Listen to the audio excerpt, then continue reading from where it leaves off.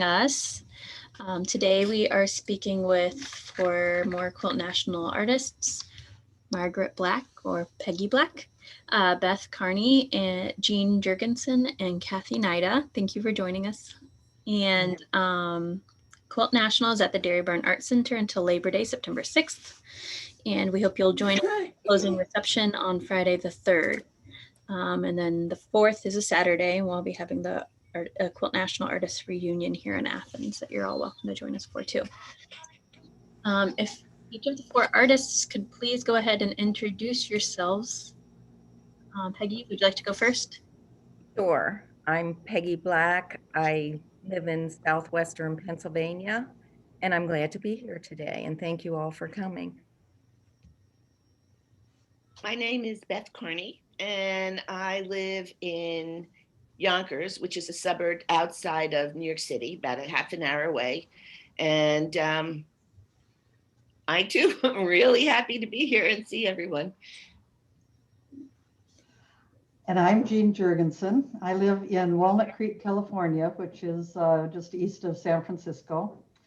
And I grew up on a farm in South Dakota, so I feel like I've got the best of both worlds. So I'm excited to be here today. Thank you very much. I'm Kathy Nida, and I live in East County of San Diego.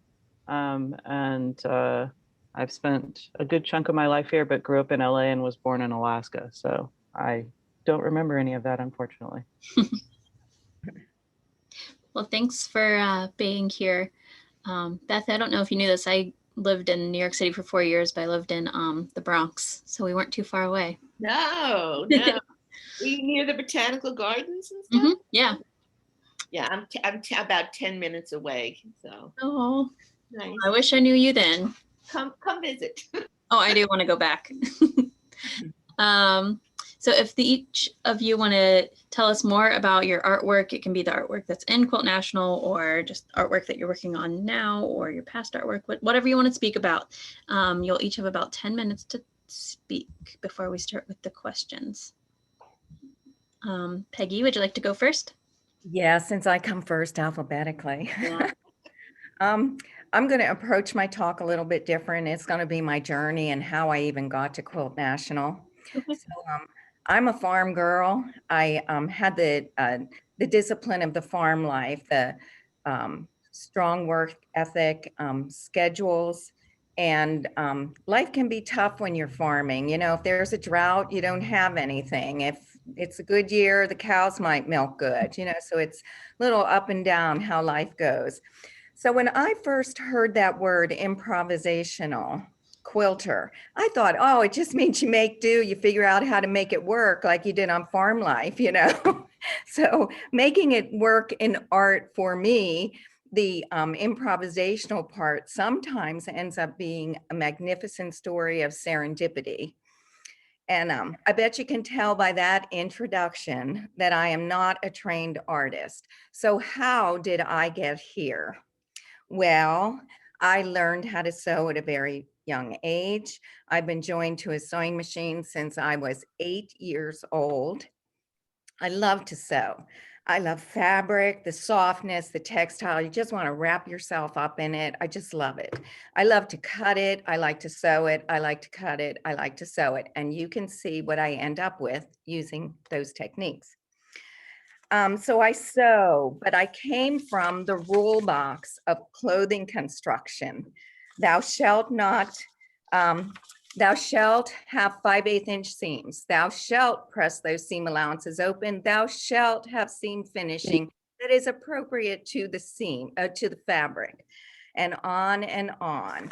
So I continued to sew in my rule box for years. And in the 90s, there was a sewing explosion. I don't know how many of you recall that. And it was just so cool. The new sewing machines came out that were computerized. We had no more calico fabrics. Yay, I hated those calico fabrics. They reminded me of farm life and Little House on the Prairie and stuff. So there were lots of sewing tools that were introduced to us. So man, it was fun. And then clothing constructioneers crossed over into quilt making, and quilters crossed into clothing instruction with that fabulous art to wear movement that was seen in the 90s.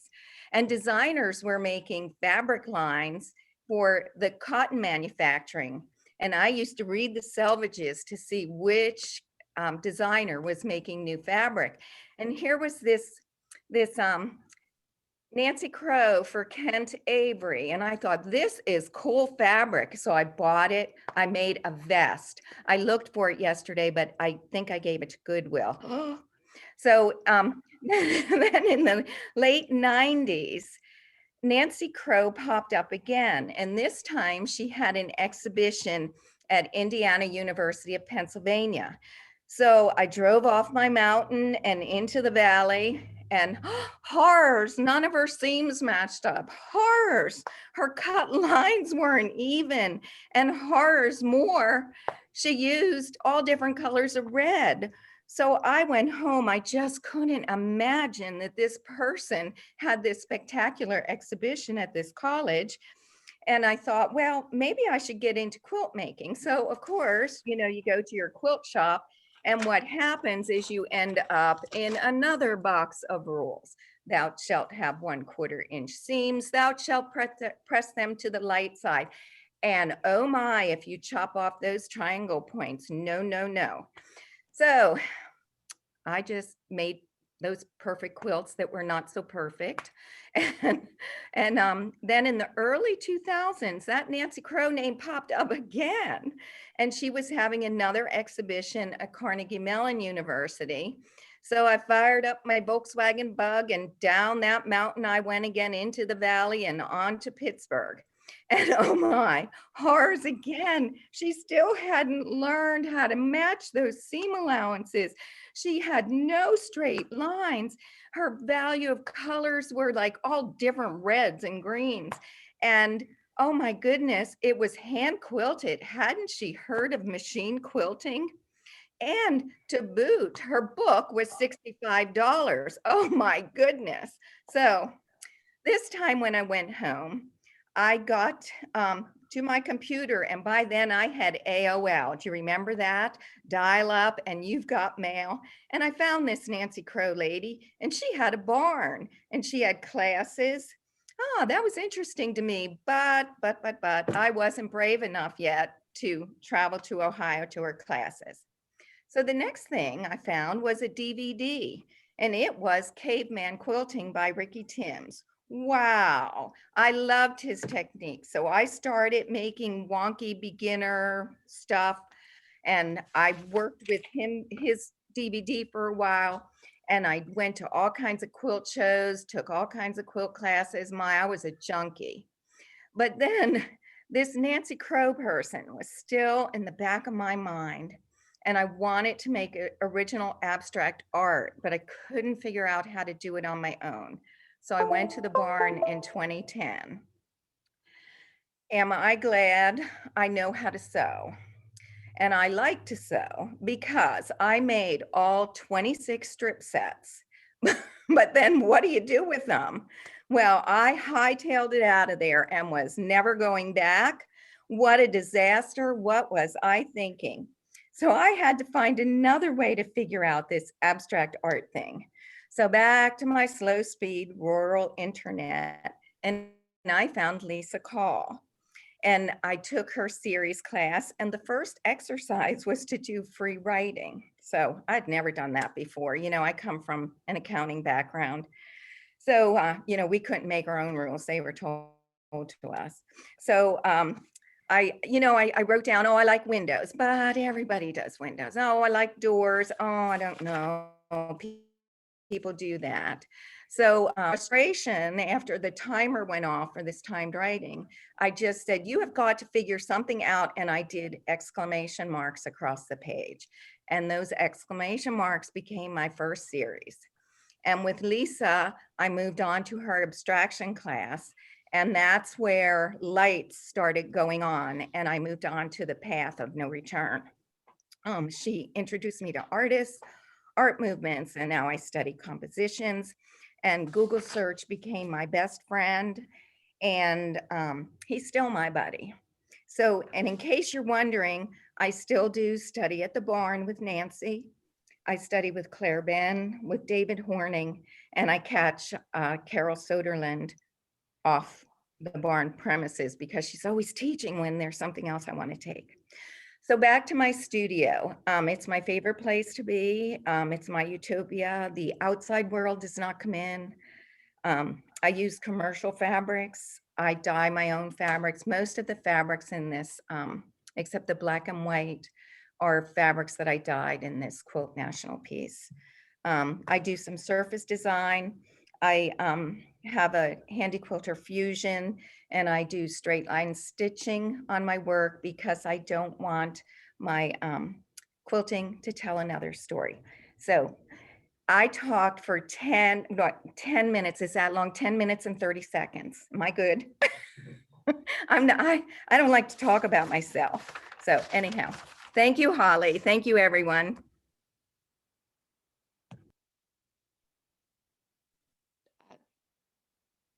That was great. Holly, do you want me to start? Yeah, sorry, I didn't realize I was muted. Okay, Margaret, that was great. We have a lot in common. As I said, I'm Beth. I started my career as a dancer, and I worked semi-professionally in the city with a small dance company, and eventually had children and started teaching, and was teaching in an all-girls school for a number of years. And the thing that was great about this school was they gave you professional development, and you could go anywhere you want and connect it to what you did as a teacher. So I took a class with Nancy Crow on improvisation. And what I discovered was the connection between the visual arts and the performing arts. In the visual arts, you see something, it's there, it's concrete. The performing arts, you see it and it's gone in a moment. And yet you're left with this visual memory and the energy that's left behind of the dancer. And in studying, the first class that I took with Nancy was improvisation. And I am all about improvisation as a dancer. I was teaching improv and composition to my students. So the connection was very, very strong. And I began to explore how to work in an improvisational way to create abstract designs. Up until that point, I'd been doing traditional from about 1973. My poor husband, when he married me, did not realize that our whole honeymoon would be spent going to quilt shops looking for fabric. Now I dye it. I work in a series. My first series was called Structured Chaos, and that was about using my own hand dyes and as much color and as pattern and as texture as I could get into a piece. It was fitting puzzles together. I didn't know what was going to happen. I would put it up on the design wall and then build from there. My second series, Chasm, was a study of looking underneath sharp cuts, what's going on beneath. And it was a little bit more emotional for me because that was around the time that I lost my mother. And there was a deep chasm left in my life from her. So a lot of it was a healing process for me. And then it became more just about exploring the lines and the shapes. I recently retired from a career in dance. And so my third series is about movement, which is what this piece is about. It's my ode to my love of dance, which was a part of my life for 45 years. And what I'm doing is I'm searching for the essential line or the essential gesture that will give the sense of movement. During this pandemic, I've been taking art classes, and I've been studying with a watercolorist and a sketcher and taking sketch classes. And a lot of what he was doing at one point was figures. And there's where, again, now the connection between the art that I've been doing during the pandemic and my gestural dancers was even beginning to get stronger. This piece was before the pandemic. So it's about how most of the movement pieces are how one simple gesture can set off a series of chain events. This piece began at a retreat with some friends. I was out in Long Island and I brought a huge piece to machine quilt. I'd been working on it for a number of months. I thought it was like over 80 inches long. And I did not think I would finish it. And I did, and I still had time to work. And when you're away from your family, you want to keep working. So I brought 2 extra pieces of fabric to play with in case I had finished this. And I began to play with the twisted lines. And basically, if you look at the detail, that's what I did. I got myself into a twisted knot of lines that I saw no shape, no form. Threw it in the suitcase, did a little handwork, go forward a few weeks, and I was back at home. I took the piece out and just put it up on my wall to kind of percolate. Sometimes my process starts with sketches. Other times I just put it up on the design wall and stare at it until something hits. And I began to realize that the dancer began to take shape, and that knot in the center was actually the center of who she was. And that is where all dance starts. It starts in your solar plexus. It starts right in your center and then expands out. So if I looked at that as a dancer, not as a beautiful, flowing, lyrical dancer, but a dancer who was struggling, I began to see forms. And there were 5 lines that came out of that homework. The extensions into can you see my cursor? This was all done in the retreat, but when I got home, I began to see how her arms were part and her legs as she was reaching forward. And I realized that, all dance and art is not always beautiful. We learned this in class that it doesn't all have to be lyrical. It doesn't have to flow. This dancer was struggling to emerge, but her struggle created this energy around her as she began to push forward. I used my quilting lines to show this pushing forward. When you're dancing, you imagine that the air has resistance and that you are trying to push forward into this place that you just don't know what's going to happen.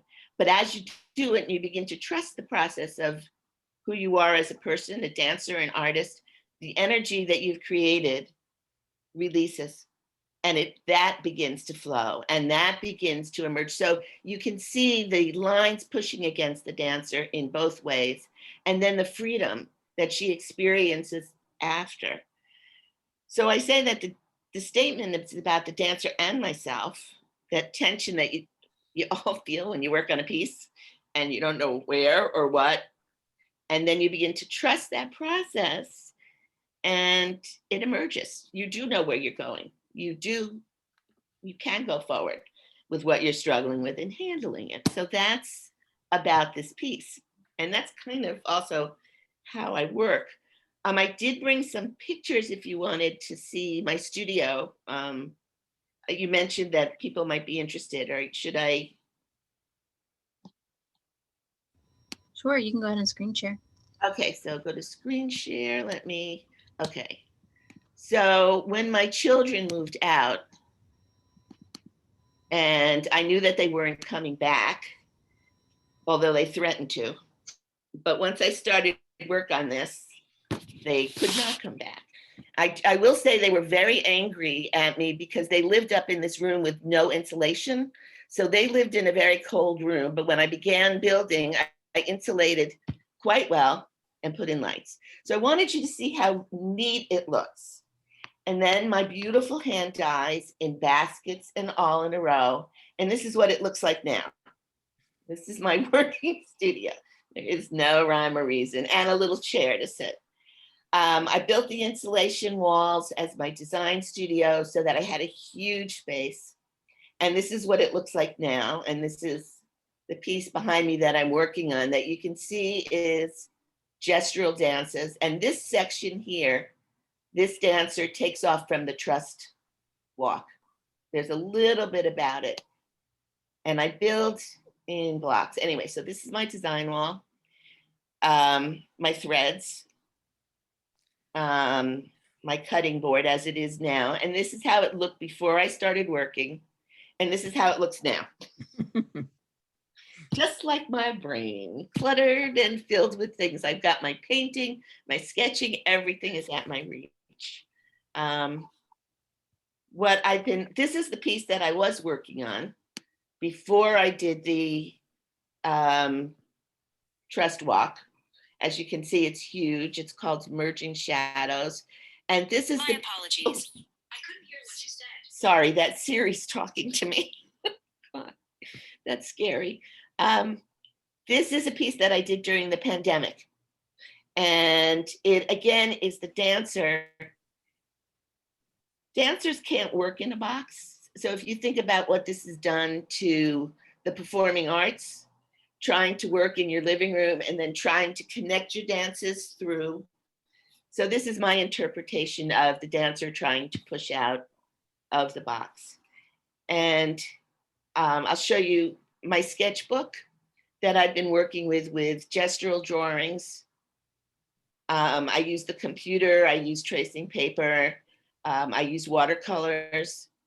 And this was a piece that I did for my art class where I'm working on the very literal, which is not how I did some of the other pieces. But again, making that connection, I started picking out the pieces and building them like blocks. And so this is the next piece that developed out of that. So it's a little bit more lyrical. It is more lyrical, and but I'm having fun. And it's making retiring from dance not retiring. It's just putting in it in different forms. So that's me. I don't know how many minutes that was. I wasn't timing you. Good, okay. I So like what you said though about it's keeping you're not really retiring from dance. That's nice. Yeah. No, I realized that it was, who are you and how are you defined? And I realized I was a wife, a mother, an artist, a quilter, but I was a dancer since I was little, and that just doesn't go away. So it's fun. I love combining it. It's working. That's great. And Kit's asking if you listen to music while you do art. I do. I've well, you heard Siri talking to me. Sometimes she's very rude and listens, but I listen to all kinds, classical music, Broadway shows. That helps me especially when I'm quilting, because my quilting is part of the dance. It's part of the movement. So I do. And hi, Kit. Jean, would you like to tell us about yourself? Sure. So I have been quilting for many, many years. About the last 15 years or so.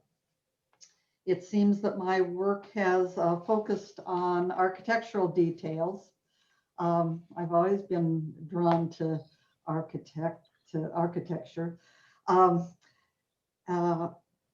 But it's the details more than the big structures, and also just kind of man-made structures, whether it's a bridge or a wine bottle. I just did that. I think it's more hard edges that I kind of draw me in there. So and because it's details, I end up having my work sometimes be kind of abstract, which is interesting to me. It's kind of the fun of it. It's fun to create a piece that makes the viewer kind of stop and try to figure it out, and when they get it, it can be kind of fun. So anyway, so that's kind of where I've been for the last years.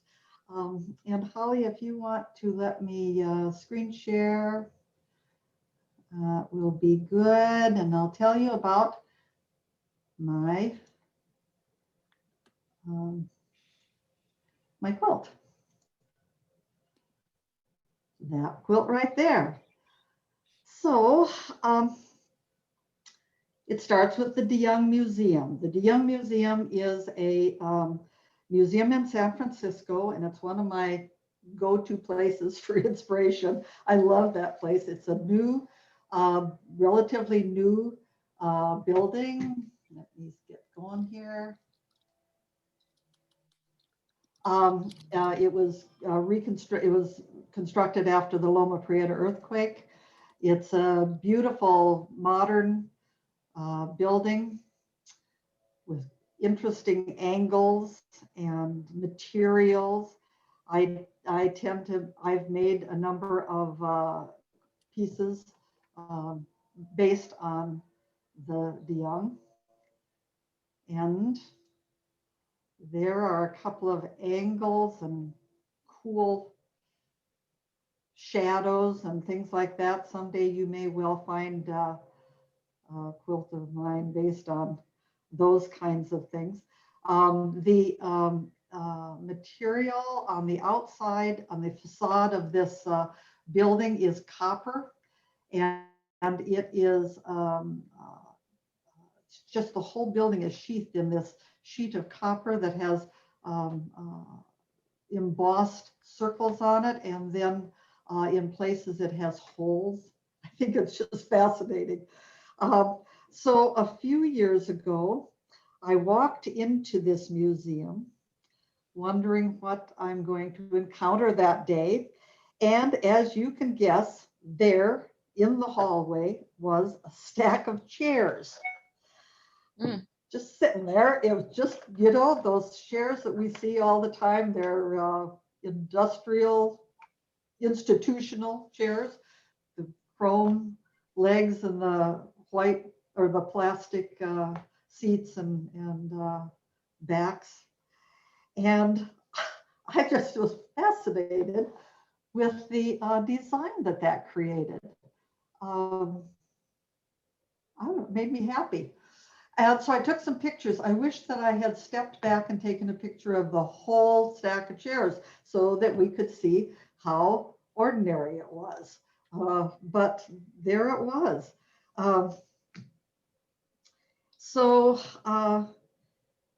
It just I knew at that point that someday that this was going to rise to the top and end up being a quilt. But at the time, I had no idea how I was going to make something like that happen. One feature of my work generally is that it has a fairly consistent color palette. And it's not a very exciting color palette, to be honest with you. But it's one that makes me happy. You know, it's neutral, oftentimes kind of a cool neutral with some blue or green in it. Anyway, and I have worked in black and white. So this photograph, you know, is obviously black and white. I've done a few pieces in black and white. This is a piece I've done sort of recently, and but black and white has its own set of challenges. You know, there are lots of colors. We know that, lots of colors of black and white and gray. And sometimes it's really wonderful to have those different colors of black and white and gray to work together, and it creates interest and energy. But this piece, I didn't want that. I really wanted it to all be a cohesive color palette. So that's what I did. I found a piece of fabric, finally, that was a gradation from fairly white down to a charcoal. And, you know, I just used that one piece. At one time, I tried to use a different piece for the chrome on the left. And, you know, it was kind of pink, and it just didn't work. It really needed to be all in the same color family. So I just created this. And of course, I put a little pop of color in there because it was really, really black and white. Needed that. So this piece is primarily fused and hand appliqued. I love hand applique. Some pieces just need that. It is, there's a little bit of piecing, of course, and it's machine quilted. It has absolutely no social message. I'm not making a statement. It's really just for fun, and I like it a lot. If anything, I hope that a viewer will look at this piece and try to figure it out and kind of understand it, and then smile and be reminded that design can be found anywhere, anywhere in our world if we just keep our minds open, you know. So at this point in my quilting career, I don't have one technique that I work with. The techniques that I use are very project driven. I get an idea, I know what I want to do and how I want it to end up, and then just in my head, and then I try to figure out how it is that I can make this happen. And sometimes what is in my head is hard to make happen. Sometimes I have to do some engineering and such like to create what I have, but that's part of the fun of it. My body of work is cohesive primarily because it usually has hard edges, you know, and the color palette, but I don't work in a series. So each piece kind of stands on its own at this point. I use non-traditional fabrics, and these, other than the black, which is a wool suiting, um, and actually the fabric that's behind the dark area there, the dark diagonal, that's a silky fabric, and then this black wool. But anyway, I like to use non-traditional fabrics because I love the texture and the visual interest that it can impart. I do not dye fabric, not yet, but I often paint yardage. I use set of color paint on wet fabric. And this is an example of that. I can get nice gradations with that wet fabric and the dye. So anyway, I use that on the sky of this World Trade Center piece. I shade on almost all of my work. I use Sukniko ink to shade. I use that between the white plastic pieces here and on the edges of the chrome rods to get the contours. And I find use for that Sukniko ink almost every single piece. So anyway, and then I use acrylic paint wherever it's needed, often directly from the tube. And I use that for the highlights on the chrome here. Because I like to, because I'm like three-dimensional work and such like, I need those abilities to change that dimension with the shading and the highlights.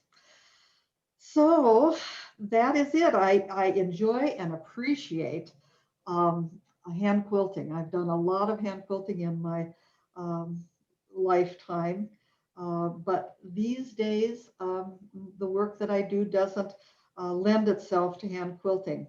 So I machine quilt my work, always on my little Bernina. I've got a 1090 Bernina. I have a studio that I love to hang out in. It's not big and fancy, but I just love it. It's I've got I'm in it right now. I've got 2 closets, whole wall of closets back here, 12 feet of closet. I've got an 8x8 foot design wall in front of me. Got my little sewing machine over here, my table that I work on, whatever, my desk, computer, and I have windows that look out on the Diablo Valley and with Mount Diablo out there, so I'm a happy camper. um, and I can stop my screen share now. I find myself in an interesting place right now. I retired 3 years ago after 52 years as a dental hygienist. And as soon after I retired, I took on a fairly time-consuming volunteer position that has lasted a couple, 2-3 years. And as of July 1st, I am retired. And so this is really an interesting time for me. I was going to say something about that. Yeah, so I have been all these years, quilting has been really important to me these many, many years. But I've been working and I've had a family. But now my time is my own. And my work I've only done maybe 2 or 3 major pieces a year with some smaller donation pieces and such like that. Now I feel a little overwhelmed with all the time that I have. And I think my work is going to change. I don't think I'm going to be so project oriented. I think I will work on process more, maybe learn more techniques, use other materials, maybe, I don't know, but I'll probably work in series. And so anyway, here I am. It's going to be a fun journey. So I thank Quilt National and Holly for this. I have a sister who lives in Walnut Creek. She looks out at the same mountain here. She is also a fiber artist, a wonderful fiber artist. Her name is Aileen Ecob. We are cohorts in this thing that we do. She is my collaborator from time to time, and she is my consultant. We are consultants. Anyway, we're taking a road trip in a couple of weeks, and we are driving back to the dairy barn. Oh, So, great. Yes, so if any of you guys are there and you see us, tap us on the shoulder and say hi. We'll see you there. Thank you very much. Wonderful. Thanks, Jean, and we'll see you soon here at the barn. Yes. Kathy, could you please tell us about yourself and your artwork? Sure. My name is Kathy Nida, like I said before. I am a middle school science teacher, and as of last year, I'm also a middle school art teacher, which I never really planned to do. I do have an art degree. I did mostly printmaking and some photography and ceramics when I was actually in school. And then at some point in time, my quilt teacher, who is in here right now, got me into hand applique, which I did not hand applique this quilt. It would have taken me 17 years. And in fact, I just finished a hand applique one after 20 years. And so at some point in time, I started taking classes, and between Joan Colvin and Laura Wasilowski, I sort of came up with the technique that I use now for making quilts, which a lot of people think is insane, but for me, sort of takes my right brain creativity and my left brain need to control and number everything. And it lets me make my quilts. And so, Holly, I am going to screen share if that's okay. I think I can just do it off of you. Whoa, okay. Hello. Let's see if I can see. I'm a teacher. I should know how to do this, right? So, all right. I'm actually going to start, hang on, with my studio. I was glad to see the one that was messy, because most of the time you guys clean your studios before these things. And I'm like, whoa, I did not clean mine. And then I'll talk a little bit about my process for this specific quilt, and quite honestly, for most of my quilts. So I did a video of my studio because my internet in my studio is awful, and so I wouldn't be here right now. So you get to see it on video, which hopefully will work. There we go.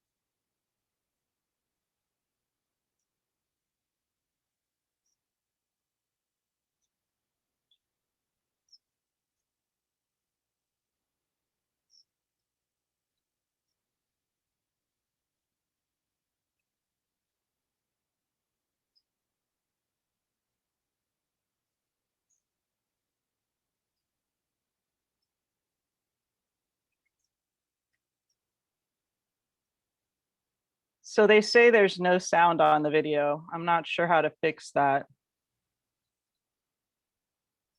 My apologies. But you can see how messy it is. And I'll fast forward to where the best part of all this, besides the fact that that's not really the sewing machine I use, is that a few years ago, my mom had a friend who did stained glass, and this is my light table. It was hand built for stained glass. It's 3 feet by 4 feet, and you can see the current quilt being traced on there. And there's a wooden top for it that goes on top of it as well. And so I'm able to use it as a table as well, which is basically, I taught right here all this last year, and I just wanted to see, so this is the view I have from there. Though normally in Southern California, it's hot and sunny right now, but you know, I don't know what was going on that day. Anyway, the sound was weird before too. You can watch it on YouTube.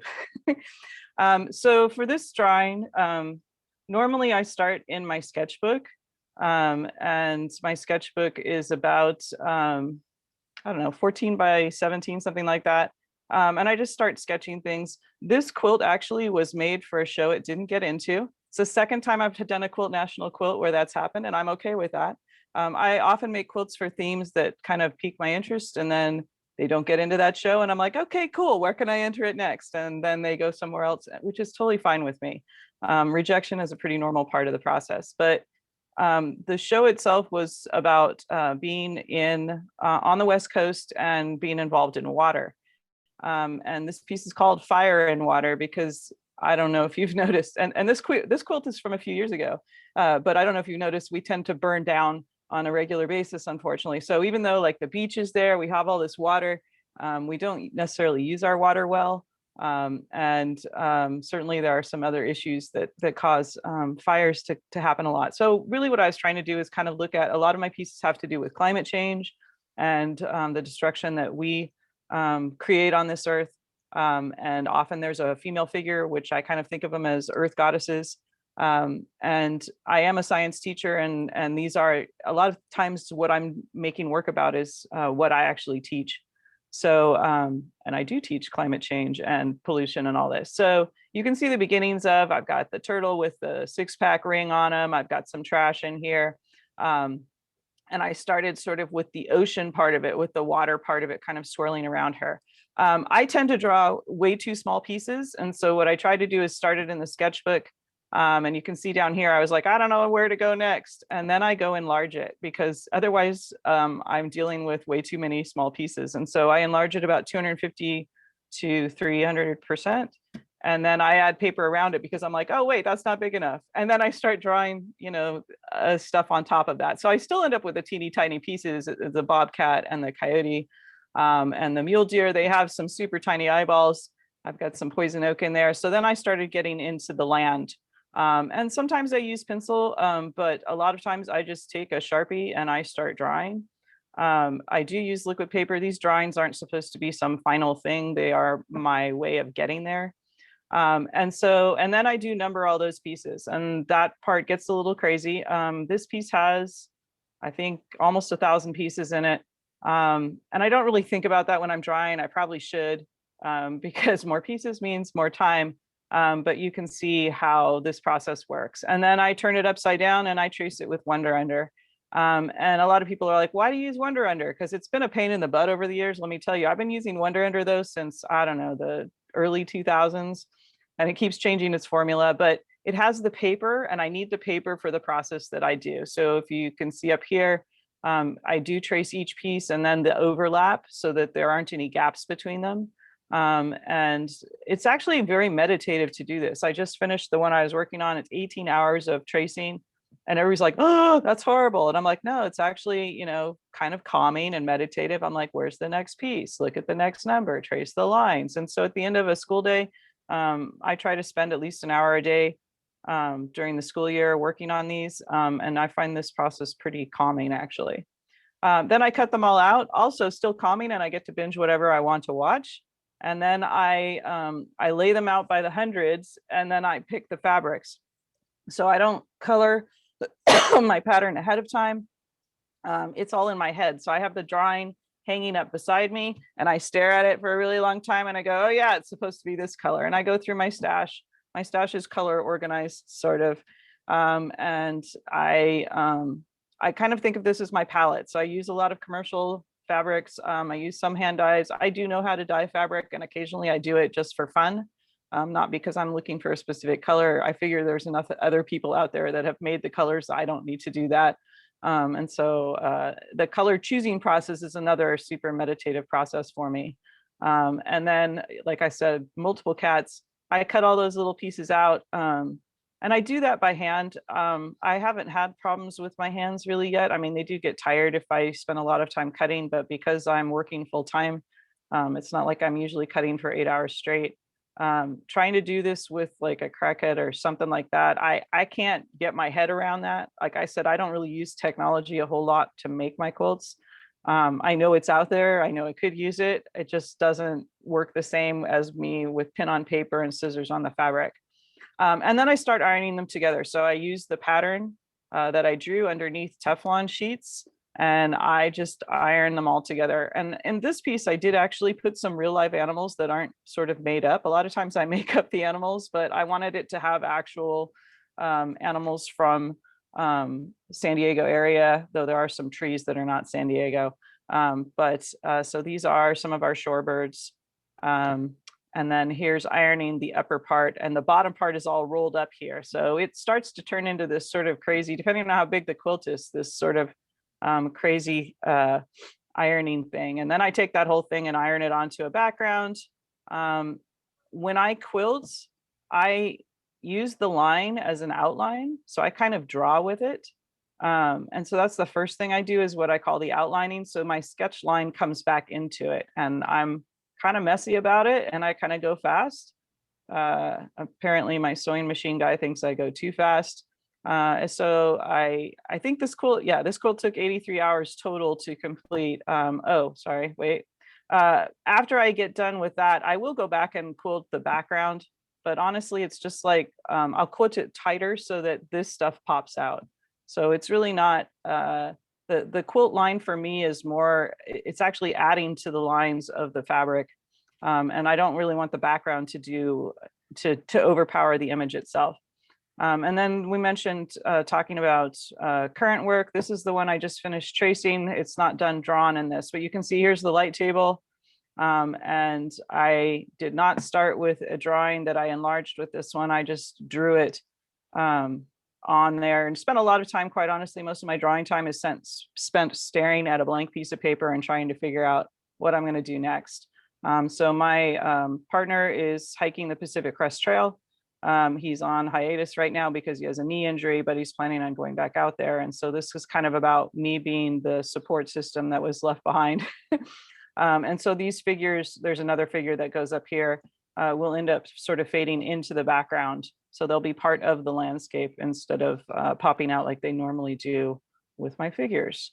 So that's what I'm working on now. It'll probably take me a million years. Do I reverse my drawing when I enlarge it? No, I turn the whole drawing over. And that's where the light table comes into play. So I can see the numbers with the light table. And so you have to, with a one render, you have to trace it on the background or backwards. There have been times when I accidentally flipped my drawing and realized that like one part of the thing I had traced all backwards. And sometimes I just leave that. But usually if I'm awake enough, I remember to leave it upside down when I'm tracing. So it is kind of a labor intensive process, but it gets me the images that I want. So for me, that's worth it. So anyway, that's my process, crazy as it is. I do not quilt with a clear thread. I stitch down first. I didn't put that in there. So I stitch every piece down because they tend to release, and I use a monofilament and I zigzag the whole thing. And I do that really fast, like driving a sports car fast. That's again what my sewing machine guy says, the one that's working on my machine right now and wondering if I have to get a new one. And then when I actually do the outline quilting, I like to do a dark color, and I tend to pick a dark blue because the black seems really flat to me. Sometimes I use purple or dark green. And then when I get to the background, I match whatever the background is mostly, but not always. So to me, it's not about the quilting really, it's about the line. And so I want it to look like my Sharpie line when I do that. I think Kathy, I have a question for you. Yeah. I'm curious, have you always been doing drawings like this? And what was the catalyst to get these drawings into fabric? Or, chicken and the egg, which came first? Quilting, drawing?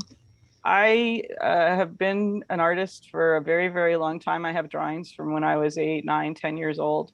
I also was raised sewing. I think I sewed my first shirt out of my mom's curtains. I think I was 7 or 8 when that happened. So I was kind of raised, my mom's a weaver. And now she's a quilter. She's also in here. So the sewing always happened. And when I went to art school, they don't really tell you to do fiber. I spent a year abroad in Aberystwyth in Wales, and I went to some classes outside of the art school and started kind of doing fiber there as art. But what really happened is I was making prints and exhibiting those. And I took some quilt classes just because I've always been fascinated with fabric. I remember my mom's big cardboard box of all the leftovers from sewing clothes. So I sewed my own clothes in school. I was that geek. So I've always had sort of this addiction to touching the fabric and the fabric patterns and everything. So I took some quilt classes, like I said, started in hand applique, which is crazy. But it wasn't until my kids were born or I was pregnant and I'm like, okay, you can't use the same inks with the screen printing for one. Then I found some non-toxic inks. But the reality is with screen printing is you need to have time to run the whole print run and lay stuff out and then clean the screen so you don't destroy everything. And you can't do that with babies. And the one thing you can do with babies is you can iron things down and walk away from it and come back to it and it's still there. And I've stitched and cut things out on soccer fields, in piano music lessons, while watching kids in academic league. It was a portable thing I could do. So at some point I was taking classes, like I said, I think Joan Colvin and Wasilowski were the ones where I was like, wait a minute, there's a way to do this. And sort of clicked into, wait, I can take what I do in printmaking and I can do it in fabric. And then I get to touch it all the time and own a lot of it, apparently. So that's kind of where it went from there. So I don't do printmaking anymore because, the equipment for that is expensive. You're not in school trying to get a press and all that. That's expensive and hard to do and toxic. And so this was the way that I could keep making art the way I wanted to and own all the fabric. So. Nice. Thank you. Thanks for Welcome. sharing. Janet's asking the four of you how you manage your time, your studio time versus your daily life, your work life, your family.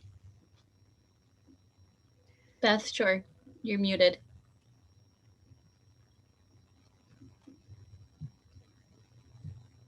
When I was working part-time, and I was able to arrange my schedule so that the few days that I wasn't working was my quilting time and time to go into the studio. That worked up until my girls started having children and I became a grandmother. And that sort of got in the way, in a delightful way. I say that really wonderful, but I needed to help take care of them. So I was teaching dance and on my days off babysitting, and at night or on the weekends trying to quilt. When I retired, I unfortunately was babysitting like 5 days a week or 6 days a week. And I would still try and get into the studio. I would bring them up. They have a corner. As they got older, they had a little painting corner. My little granddaughter, I put a sewing machine out for her, and she had the design wall, and she had her own drawers so that I could work while I was babysitting them. And my husband was around, so he also could give me the space up in the studio. He's very, very supportive about that. The babysitting got too much, and I finally said, I had to say no. So now, and the pandemic taught me that I need the space. So right now I get up in the morning and I come up into the studio. I'm here all day and I babysit 1 day a week. And the other kids still come up to the studio, but they have their own space so that they know that while grandma's working, they have their desks, and it works out nicely. It's hard to balance. When my kids were little, it took me 7 years to make one quilt and 12 years to make another. Yeah. But now I learned that my time is my time. Good. There you go. I am, because I'm newly retired, this is a whole new thing for me. I actually decided just this summer that I actually laid out a schedule for myself so that I don't just kind of thinking I've got all the time in the world, not get anything done, So I've been, I got a few projects that I've got some deadlines for, and I have made a list. I'm going to be in my studio this amount of time, and I've been checking off what I get accomplished each day. It really feels really good because that isn't the way my life has worked in the past. So anyway, I can remember when I very first got started back in the early 80s. We were in a rented house that didn't have any studio space. And I was so excited about this. I kicked my family out of the end of the kitchen and I took that space as my space so I didn't have to put stuff away. We took the family room and that was our dining room. And by golly, yeah. So I very intentionally made time and room for my art even back then.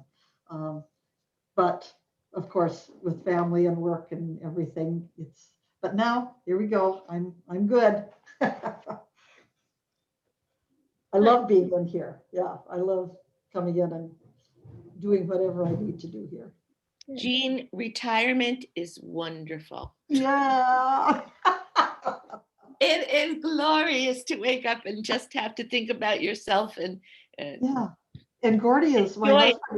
my husband is really supportive, you know. He's a good cook. He can plan meals real well. He does laundry, you know. He doesn't mind me being in here all day. So hey, I'm in good shape, I do believe. Peggy, what about you? Yes, I approach my art very seriously. I'm in the studio. If I'm at home, I'm in the studio at least 7 hours a day, and that can be 7 days a week. Um, I I just take it very seriously. And when I worked, I would work every night till at least 9 o'clock at night. So from have a quick supper and go back out, and for 3 or 4 hours every night I would work, and then every Saturday, Sunday. I've always approached everything I've done in life with such gusto that, I wear everyone out around me, and I like that. So my energy just goes into the studio. So it's where I love it. That's my story. I think I already sort of said what I do. I do work full time as a teacher, and especially this last year, that was really, really, really difficult. But I make sure that almost every night I come home, and this is where I don't get enough sleep, and do at least an hour a night. My kids have been raised on this, so they know that mom carries this stuff around with her everywhere she goes. And at this point, they're adults, so I can look forward to retirement. Certainly during the breaks. Honestly, I think I'm more efficient when I'm teaching, because I know I have to come home and find that hour or two or whatever it is. During breaks, my brain kind of goes, ah, so that might be how I do in retirement as well. But I get normally about 6 good sized quilts done a year. This last year, not so much, because quarantine teaching is a very time consuming thing, but it's always been part of my life, and I don't feel well unless I'm making art, so I do it. Yeah. So those of you who work in a series, could you talk about your takeaways from after working in a series? What is the evolution?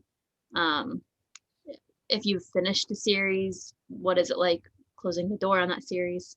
Peggy? I work in series. I have 5 series going on right now, and this last year I've hopped between 3 of them, and I've started a 4th. Well, I finished a 4th one. I'm not sure if I'll add any more to that. It's my surface design, and I did a lot of shibori, but cut it up and made it look like my voice. You can still tell it's my work. When do I know a series is done? To me, it's never done, because you can come back to it at any time. There's always something new you can do with what you were working on, and your voice is there. And I think that's very important with your work as an artist, that you develop a voice that somebody can look and say, that's her work. And, to me, series work just gives you such a foundation of where to take your art practice daily. You're going to finish this one piece tomorrow. What am I going to do the next day? And when I work in series, I don't quilt my pieces when I'm done. Right now, I have 8 pieces throughout my studio hanging on the wall that are not quilted, because I don't like to get out of design mode. And Kit, that's so funny. What's behind me? That's like a new series, and what I do is I call it my dictionary. And it is, somebody saw on my boxes of leftover parts of quilts, and they said, Peggy, you need to do something with these. And I said, I don't know how to use these. They're all over the place. They all look like me, but I don't know what to do. And she went in a box, and I almost died. She took out maybe 30 parts and said, here, that's all you're allowed to use. Hmm. And so I've been working on that. I have like 7 of those right now that I've been doing. They're not as big as my usual work. So yes. Cool. Would you say that that's a collaborative piece then between you and the person who gave you your? No, because she was mean. She wouldn't tell me what to do. She just whipped this fabric out and said, this is all you're allowed to use. And you know, it helped me. It grounded me because every time I finish a piece, I start over, even though it's in the same series. I just will completely start over. So.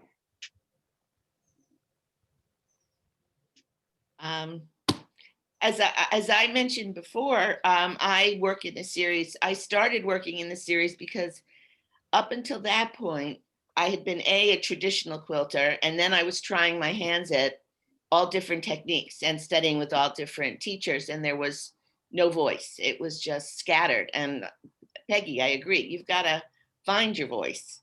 And so working in a series really, really helped me to ground myself and do it. But my challenge was that every time I did another piece, there had to be a new what if. What if I do this, or how, so that I wasn't repeating myself. And I would continue, and it would evolve. It evolves. I think it evolves naturally, that you're working and working and working until you say, am I being repetitive of myself? What new thing am I saying? Or what new challenge am I coming up with? And then also things happen in your life that the pieces started to say something else. So with a structured chaos, I loved working in the color, but it became that I was searching for a simpler way to say it, or a more abstract, so it just sort of evolved. And that I knew a series was sort of finished when it led to somewhere else. And sometimes I try to go back to the old series, and like I can't go back to structured. I'm just too different now. I'm a different person. So that's how I work in a series.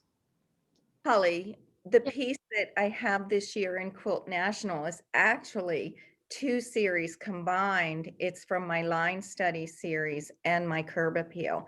I took the 2 and combined it, but I call it curb. I just kind of merged the line into curb. So I can see mergers in our work too, that it comes together, like you were saying,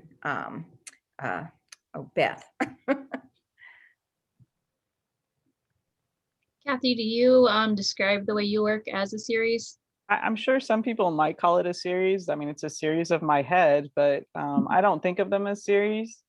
I did do a series of bathtub quilts, so women in bathtubs, which I don't know if it's done or not. I've got a couple drawings that aren't made, but that doesn't mean they ever will be made. So I don't really, it's whatever's in my head at the moment. So I don't really think of them as series.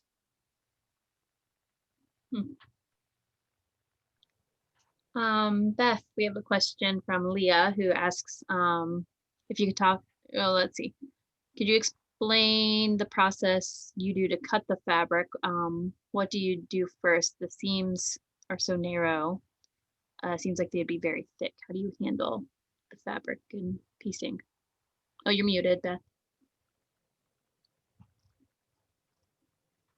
I start by drawing a line on the fabric with my rotary. So I have an example here. All right, so I take a piece of fabric. It's all the purple fabric. I draw the line, and then I lay the fabric that I want, the contrasting fabric, behind it. I then recut it to match. So you do the curved piecing, and I mark it so that it doesn't get distorted. But I leave one side of it really wide so that here's my seam. Can you guys see that? And here's the seam for it. I open it up, and then I take the next fabric and I play with how I lay it down. So it's still a wide piece of fabric. And that way I could go as narrow as I can. And when I sew it, it depends. When I sew that second line, in order to draw the line in my shape, I sew it so that I could see the other seam line. Does that make sense? So I can see the seam here already, and that way I can draw as I'm sewing the second seam and then open it up. And then when I'm I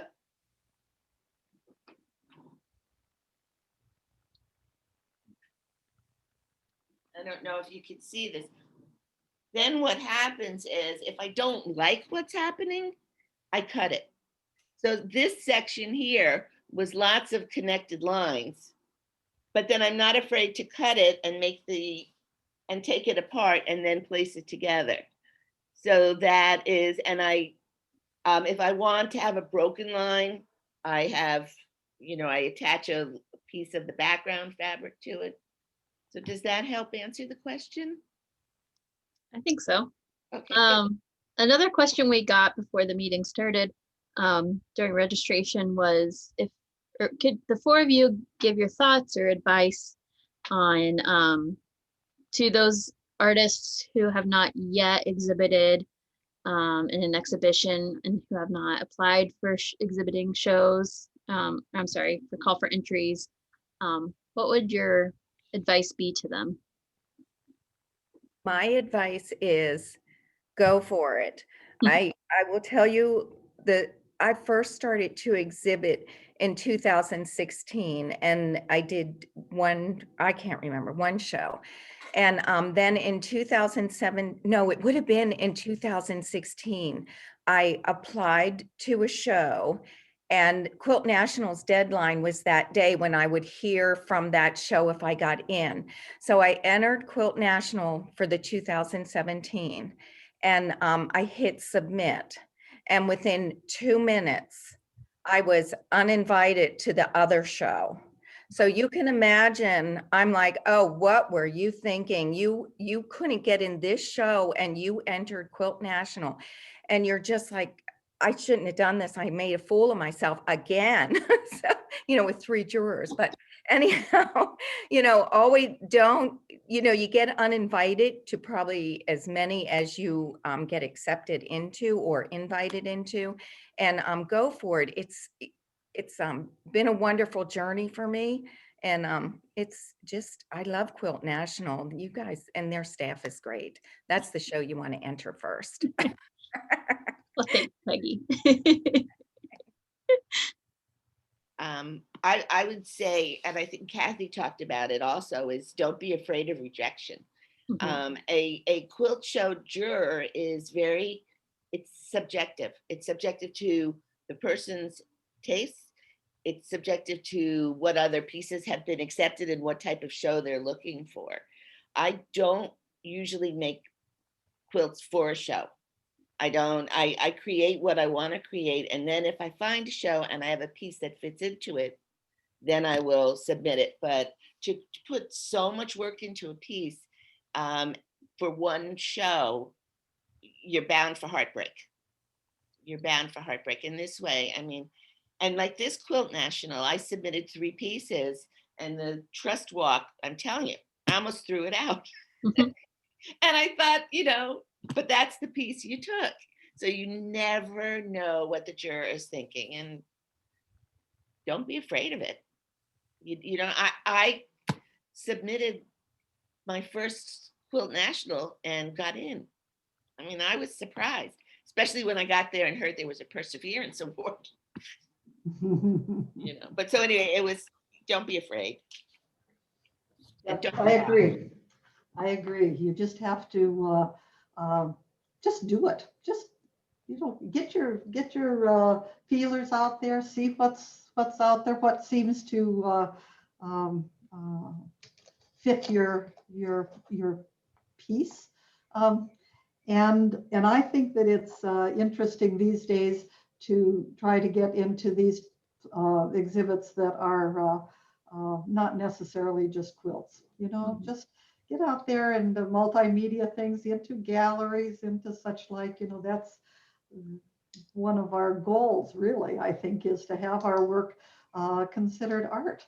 And so just get some good photography, whether you do it yourself, learn how to crop them, do whatever, and have some good photography and just go for it. Yeah, it's great fun. You know, getting work into a show, you end up meeting people like Beth and Kathy and and Peggy, and so it's a lot of fun. And you know, you're not going to get in. Lots of times you don't get in, but I figure the cost of the entry just keeps these exhibits going. It's my contribution to keeping them going. Yeah. Yeah, I think rejection has to be a normal part. I mean, I come out of the art world, so it's a pretty normal thing to be rejected. But, you know, there's times when, you know, I just got rejected from 6 shows in a row, and I'm like, all right, y'all hate me. It's good. I got this. I'm still gonna make the work. And then I got into one. So, you know, that whole perseverance thing, you can't let. It's not a rejection of you. It's not even a rejection of your art. It just didn't work for that show. And it means it's available for another one, and that's how I always look at it. It's like, oh, you didn't want it, let's go enter it somewhere else, and somebody always takes it. You know, and good photography also is a pretty important thing. So find a good photographer if you can't do it yourself. That's, I think, more likely to help you than anything else we can tell you. And make your own work. So Yep, I agree with all of those, from sitting on the other side of sitting in jury panels to someone's point, Peggy, I think you said, or someone said that, oh, it feels like I'm making a fool of myself submitting this. I promise you, jury members are so invested in finding the best fit for the show that they are never thinking poorly of anything. I mean, maybe it doesn't suit the show where, you know, their preferences, but it's nothing to be embarrassed of or ever, you know, just keep submitting. And I like what everyone says about good photography. That's important. And submitting to shows outside of the quilt realm is so important for each of you, for contemporary quilting, for the future of quilting. Let's move on to some more questions. Do any of the 4 panelists, do you have questions for each other?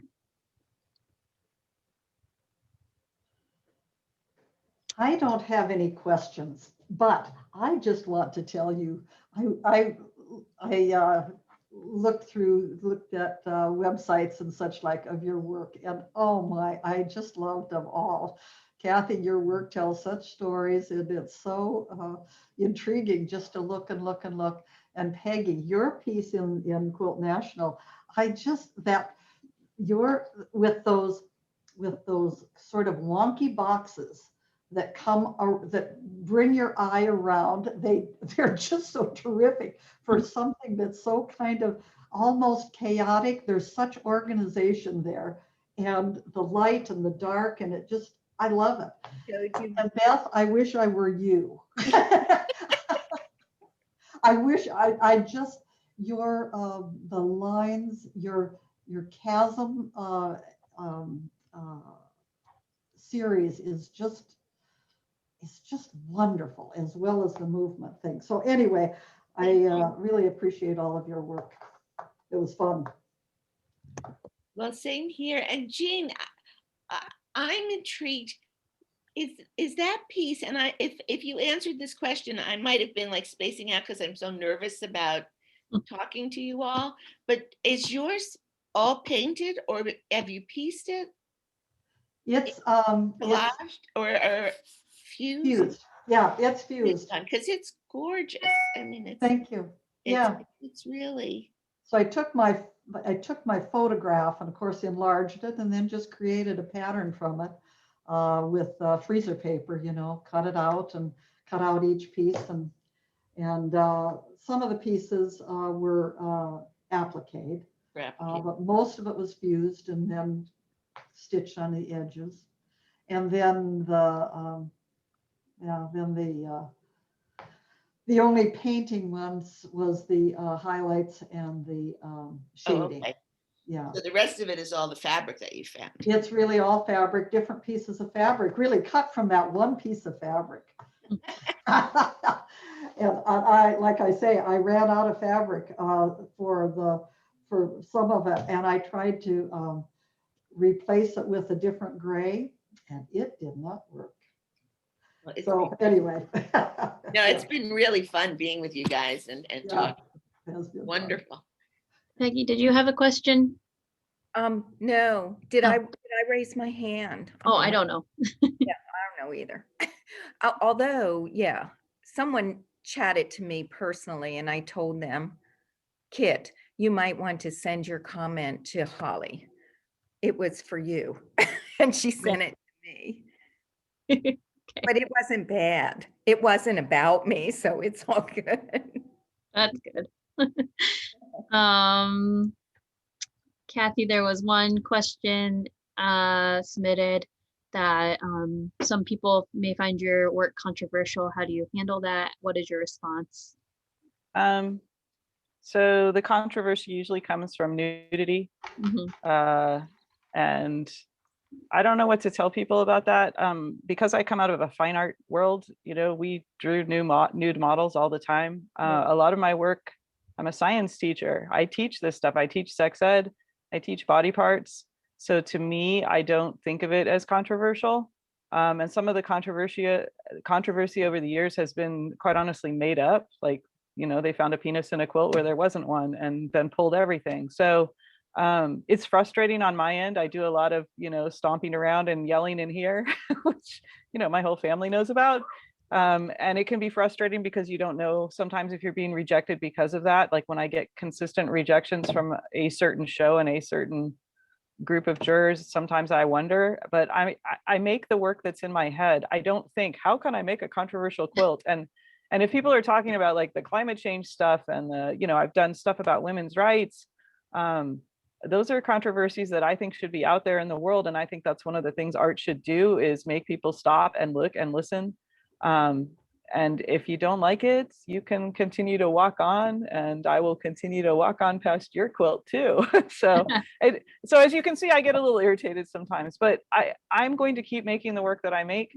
There are enough people out there that respond to it. And honestly, if you have a negative response, that's still a response. I'm hoping that it talks to you in some way.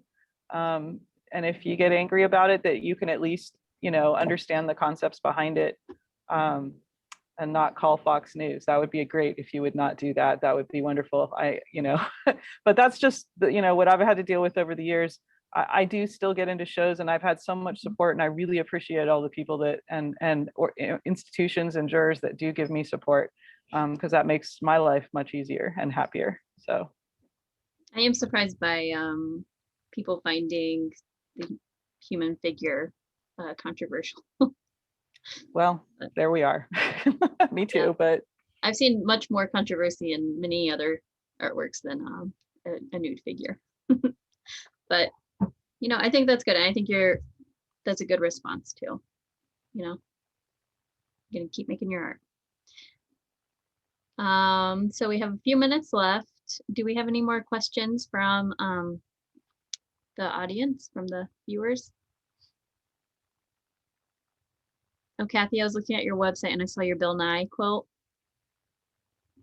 the Bill Nye Quilt will be at Visions in January, I think. So for those in the San Diego area or who travel there, you'll be able to see it then.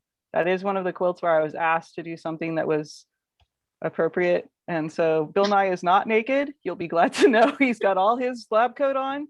And so, yeah, for the right cause, I will follow the rules. I'm sure Bill Nye appreciates that. I have not heard from him. Someone's asking if the exhibition is going to be traveling. Yes, so far it's confirmed to go to the San Jose Museum of Quilts and Textiles and to the Ohio Arts Council Rife Gallery. I'm reading the comments to see if we missed any questions.